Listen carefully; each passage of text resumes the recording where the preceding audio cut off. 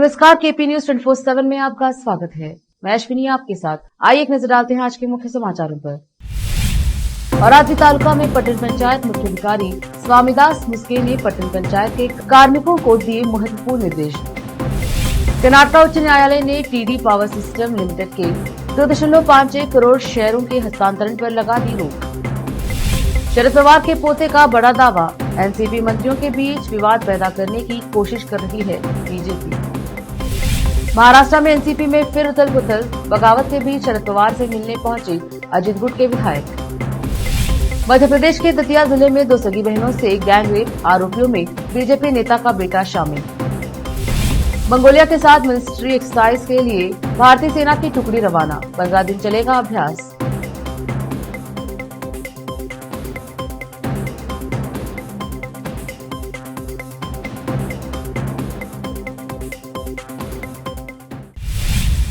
अब समाचार विस्तार से। बीदर जिला के औरादी तालुका में पट्टन पंचायत मुख्य अधिकारी स्वामीदास मुस्के ने पट्टन पंचायत के कार्मिकों को पट्टन के अंदर अच्छे से साफ सफाई करने के निर्देश दिए। सभी 20 वार्डों के अंदर कोई शिकायत नहीं आनी चाहिए और उन्होंने कर्मचारियों को अच्छे से साफ सुथरा रखने के लिए निर्देश दिए। सभी कर्मचारियों को हर समस्या का समाधान करना चाहिए और पट्टन पंचायत के मुख्य अधिकारी ने लेबर इंस्पेक्टर को सुबह 5:30 बजे लेबरों का अटेंडेंस लेने के निर्देश दिए। इस अवसर पर कहा गया कि औराद पट्टन के अंदर कचरा उठाने के ऑटो को 2 टाइम पट्टन के अंदर 20 वार्डों में भेजना होगा। पट्टन पंचायत के मुख्य अधिकारी स्वामीदास मुस्के ने केपी न्यूज से बात की और आज से केपी न्यूज के संवाददाता अलीम पाशा की रिपोर्ट। कर्नाटक उच्च न्यायालय ने TD power system limited TDPSL के अध्यक्ष और कई अन्यों को कंपनी के 555 करोड़ रुपए के शेयर स्थानांतरित करने से रोक दिया है। अदालत ने शहर स्थित किर्लोस्कर इलेक्ट्रिक कंपनी के ईसी के अध्यक्ष विजय रविंद्र किर्लोस्कर की याचिका पर अंतरिम आदेश पारित किया, जिन्होंने 1999 में TDPSL की स्थापना की थी। किर्लोस्कर ने कई केईसी कल्याण ट्रस्टों के साथ उच्च न्यायालय का रुख किया था।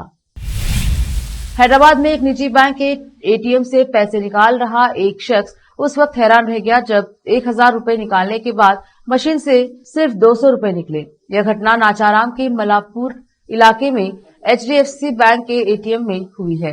इस शख्स ने इस तरह 8000 रुपए निकालने की कोशिश की, लेकिन उसके पास सिर्फ 600 रुपए ही आए। इसी तरह कई और लोगों ने इस ATM से कम पैसे निकलने की शिकायत दर्ज कराई है। वहां लोगों की भीड़ जमा हो गई और अधिकारियों को सूचना दी गई है। शरद पवार के पोते रोहित पवार ने दावा किया है कि भाजपा शिंदे गुट में शामिल हुए NPC के मंत्रियों के बीच विवाद पैदा करने की कोशिश कर रही है। साथ ही कहा गया कि भाजपा द्वारा पैदा किए गए झगड़ों में एनसीपी और उनका परिवार हताहत हुआ है। महाराष्ट्र की राजनीति में लगातार उथल पुथल जारी है। अजित पवार और शरद पवार के बीच राष्ट्रवादी कांग्रेस पार्टी एनसीपी को लेकर खींचातान जारी है। इसी बीच अजित पवार गुट के विधायक एनसीपी अध्यक्ष शरद पवार से मिलने YB चौहान सेंटर पहुंचे। अचानक अजित गुट के विधायकों का शरद पवार से मिलना हैरान कर देने वाला है। बता दें कि एनसीपी अध्यक्ष शरद पवार से YB चौहान सेंटर में पहुंचने वालों में छगन भुजबल, अदिति तटकरे, हसन मुशर्रफ शामिल है। शरद पवार से मुलाकात के बाद पार्टी नेता प्रफुल्ल पटेल ने बातचीत के बारे में जानकारी दी। उन्होंने कहा कि हमारे पास सुप्रिया सुले का फोन आया था। हम सिर्फ शरद पवार का आशीर्वाद लेने आए थे। हमने पैर पकड़कर शरद पवार का आशीर्वाद लिया है। हमने पवार साहब को मनाने की भी काफी कोशिश की, लेकिन पवार साहब ने कोई प्रतिक्रिया नहीं दी। हालांकि उन्होंने शांति से हमारी पूरी बात सुनी। हमने उनसे अपील की है कि राकंपा के नेता साथ में ही जुड़े रहे। लेते हैं छोटा सा ब्रेक, जल्द लौटेंगे ब्रेक के बाद।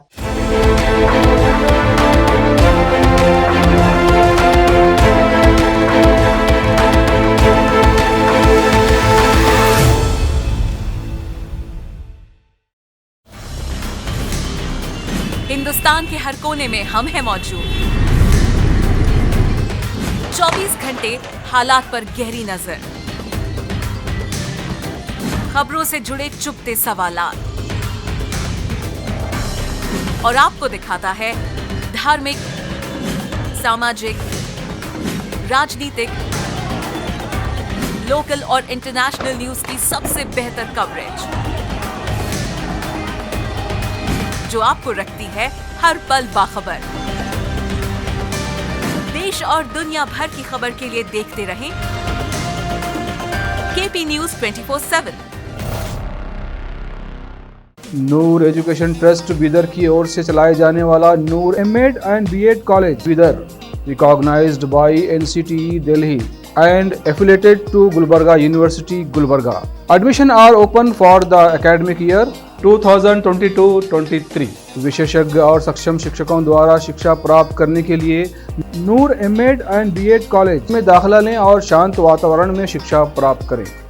बीदर शहर में बेहतर शिक्षा का एकमात्र केंद्र Noor MEd and BEd college, Shahpur gate, Bidar. Phone numbers 9945283920, 8482221297।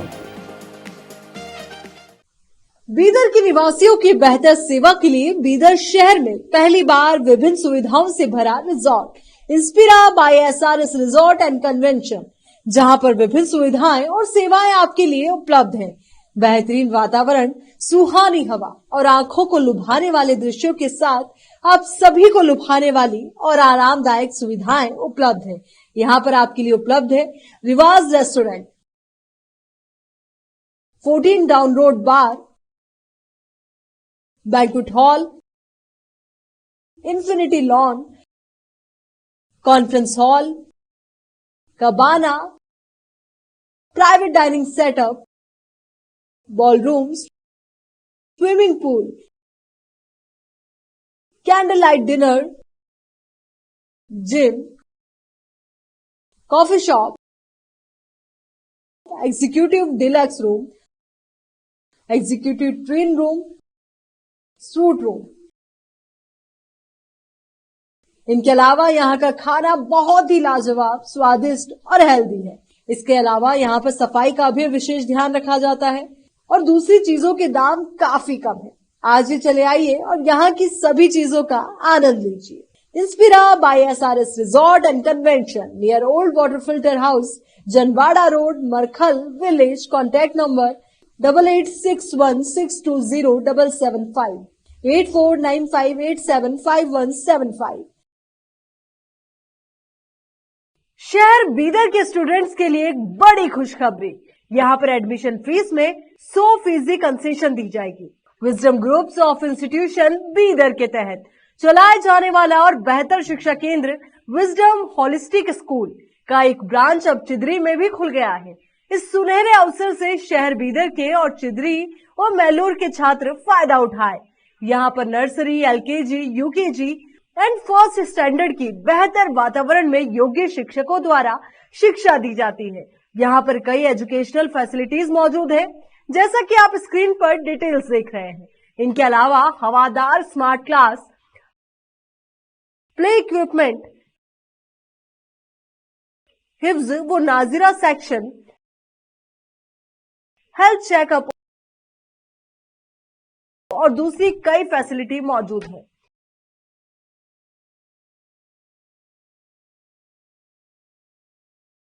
Wisdom holistic school की एक ब्रांच बीदर के फेमस इलाके चिदरी में खुल गई है, जहां पर एडमिशंस ओपन हो चुके हैं। अपने बच्चों की अच्छी शिक्षा के लिए आज ही विजडम होलिस्टिक स्कूल में एडमिशन दिलवाएं। Wisdom holistic school new branch Bidar के एयरपोर्ट जाने वाली रोड पर और केंद्रीय विद्यालय के करीब चिदरी में मौजूद है। बीदर के छात्रों के लिए एक बहुत बड़ी खुशखबरी है, यहाँ पर एडमिशन फीस में 100% कंसेशन दी जाएगी। आज ही एडमिशन कराएं और भी डिटेल्स जानने के लिए इस नंबर पर कांटेक्ट कीजिए। Contact number 9591978663, toll free number 1800123947, www.wisdominstitutions.com। Hindustan के हर कोने में हम हैं मौजूद। 24 घंटे हालात पर गहरी नजर, खबरों से जुड़े चुपते सवालात और आपको दिखाता है धार्मिक, सामाजिक, राजनीतिक, लोकल और इंटरनेशनल न्यूज की सबसे बेहतर कवरेज, जो आपको रखती है हर पल बाखबर। देश और दुनिया भर की खबर के लिए देखते रहें केपी न्यूज 24/7।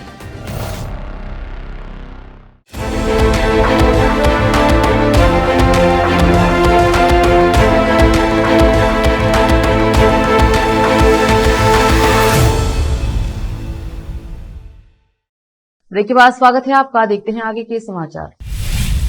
भारत और मंगोलिया के सैनिक एक संयुक्त सैन्य अभ्यास करने जा रहे हैं। यह जॉइंट मिलिट्री एक्सरसाइज मंगोलिया के उलानबटार में होगी। रक्षा मंत्रालय के बयान के मुताबिक अभ्यास में शामिल होने के लिए भारतीय सेना के 43 जवानों की टुकड़ी रविवार 16 जुलाई को मंगोलिया के लिए रवाना हो गई। यह द्विपक्षीय संयुक्त सैन्य अभ्यास नोमैडिक एलिफेंट 23 यानी घूमती हाथी 23 का 15वां संस्करण है, जो 17 से 31 जुलाई तक चलेगा। नोमैडिक एलिफेंट का एक वार्षिक प्रशिक्षण कार्यक्रम है जो मंगोलिया और भारत में वैकल्पिक रूप से आयोजित होता है। इसका पिछला संस्करण अक्टूबर 2019 में हिमाचल प्रदेश के बकलोहा स्थित स्पेशल फोर्सेस ट्रेनिंग स्कूल में आयोजित किया गया था। कांग्रेस की ओर से बेंगलुरु में आयोजित विपक्षी दलों की अहम बैठक से पहले पार्टी के वरिष्ठ नेता पी चिदम्बरम ने रविवार को विश्वास व्यक्त किया कि विपक्ष एकजुट होकर 2024 के लोकसभा चुनाव में प्रधानमंत्री नरेंद्र मोदी को चुनौती दे सकता है। उन्होंने साथ ही कहा है कि भारतीय जनता पार्टी विरोधी गुट का नेता ठीक वक्त पर सामने आएंगे। कांग्रेस नेता ने कहा, विपक्षी दलों में कांग्रेस का खास स्थान है, लेकिन इस पर इस वक्त बात करने की जरूरत नहीं है। पूर्व केंद्रीय मंत्री ने यह भी कहा कि आम आदमी पार्टी ने पटना में विपक्ष की बैठक में जिस तरह से दिल्ली अध्यादेश का मुद्दा उठाया था वह दुर्भाग्यपूर्ण है। उन्होंने कहा कि प्रत्येक मुद्दे पर उसके गुण दोष के आधार पर उचित वक्त पर और उचित स्थान पर फैसला लिया जाएगा।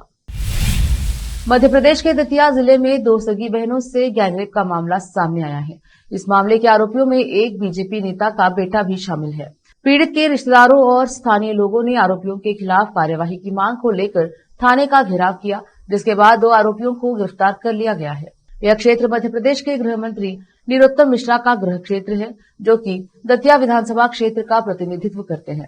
भारतीय जनता पार्टी की दतिया जिला इकाई के प्रमुख ने रविवार को कहा कि अगर गैंगरेप बलात्कार पीड़िता अपने पुलिस बयान में स्थानीय पार्टी पदाधिकारी के बेटे का नाम लेती है तो उचित कार्यवाही की जाएगी। पुलिस ने बताया कि पीड़ितों में से एक ने फांसी लगाकर आत्महत्या करने की कोशिश की। उसे अस्पताल में ले जाया गया, जहां उसका इलाज चल रहा है। सभी आरोपी उन्नाव थाना क्षेत्र के रहने वाले हैं। दतिया के पुलिस अधीक्षक प्रदीप शर्मा ने कहा कि पुलिस मामले की जांच कर रही है।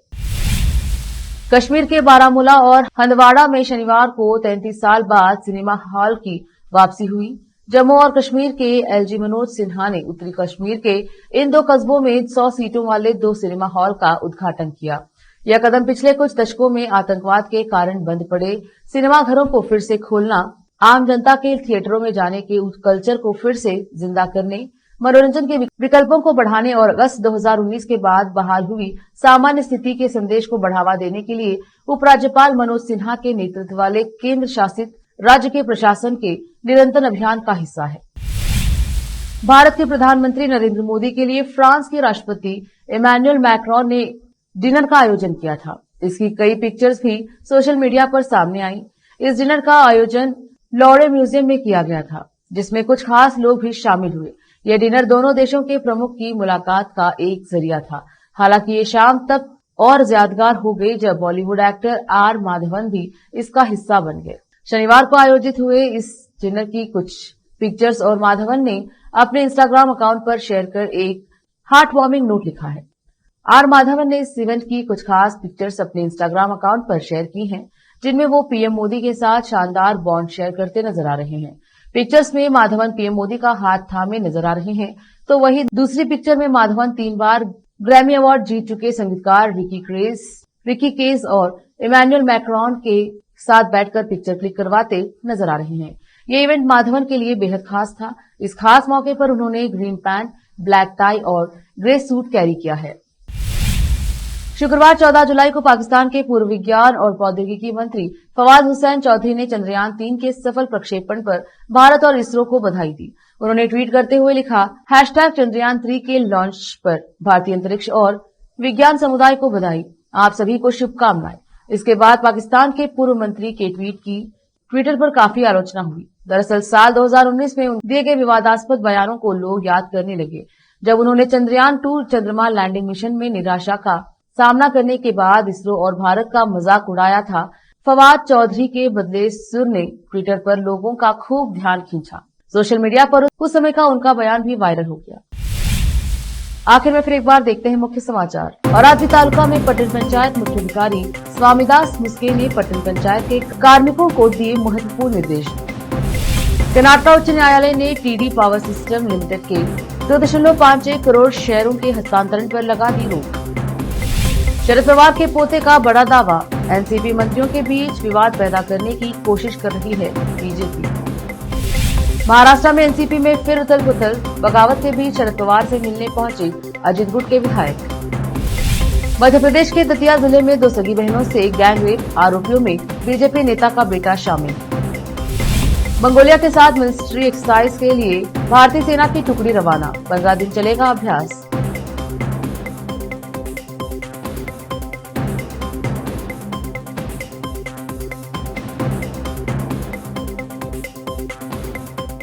केपी न्यूज में अब तक के लिए इतना ही। देश प्रदेश के समाचारों के लिए देखते रहिए केपी न्यूज 24/7।